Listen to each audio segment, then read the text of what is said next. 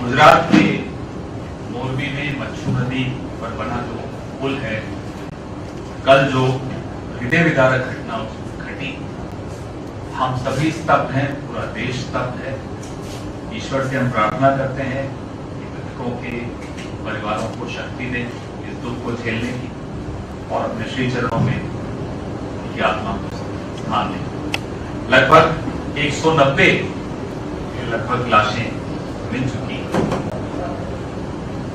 और जो वहां का मौत का मंजर है, आप लोग पत्रकार हैं, आपने कई अनुभव किए हैं, कई दृश्य देखे हैं, कई ऐसे नजारे देखे हैं, लेकिन कल कुछ पत्रकार साथियों से रात को बात हो रही थी तो वो बोल नहीं पा रहे थे, इतना दुखी थे, इतना भावुक।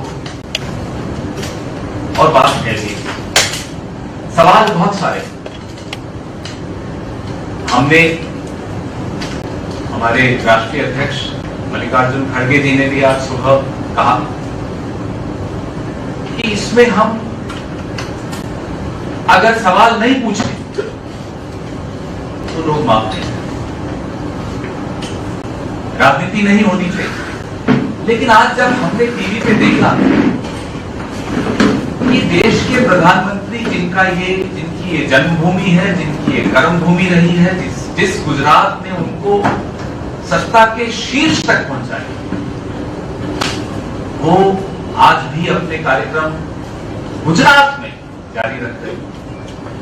अफसोस हुआ नहीं। दिल में दर्द सबके है, पत्रकारों के है, विपक्ष के है, आम नागरिक के है। पूरे देश में लोग परेशान हैं ये देखकर। लेकिन जिस गुजरात ने माननीय प्रधानमंत्री को प्रधानमंत्री के पद तक पहुंचाया, आज भी वो इसी गुजरात में आकर, माफ कीजिएगा,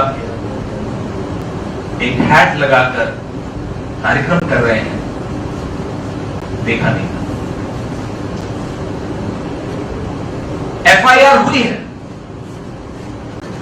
क्या उस एफआईआर में किसी मंत्री को, किसी अधिकारी को नामजद किया गया है? सवाल है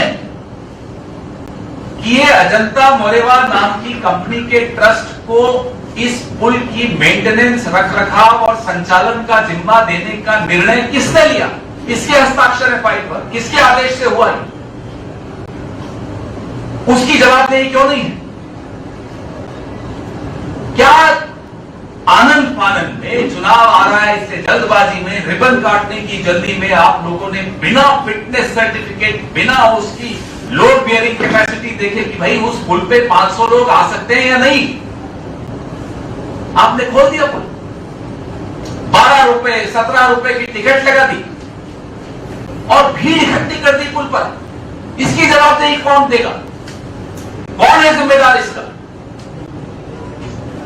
इंसान की जिंदगी की कोई कीमत है या नहीं है?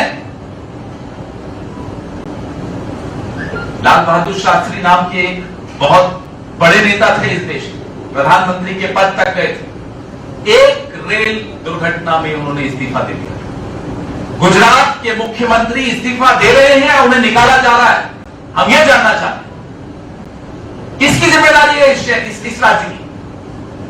कोविड में आप कहते हैं मौतें हुई नहीं, अस्पतालों की बाथरूम में लाशें मिली, यह स्थिति थी, और आपने फिर भी हाथ खड़े कर दिए कि नहीं साहब यहां कुछ ऐसा नहीं हुआ। कौन जिम्मेदारी ले रहा है गुजरात के लोगों की जिंदगी की? इस कंपनी का क्या अनुभव रहा? क्या कोई अनुभव है इस कंपनी को? अजंता जो घड़ियां बनाते हैं, अनुभव है पुल की रखरखाव का, पुल की रिपेयर का और संचालन का?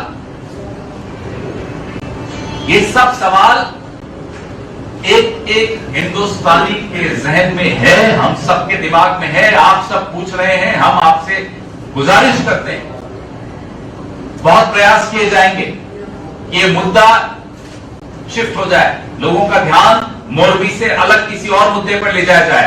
हम आपसे हाथ जोड़कर आग्रह करते हैं, इस मुद्दे पर से ध्यान मत हटने दीजिएगा, क्योंकि 200 के लगभग 191 तो लाशें मिल चुकी हैं।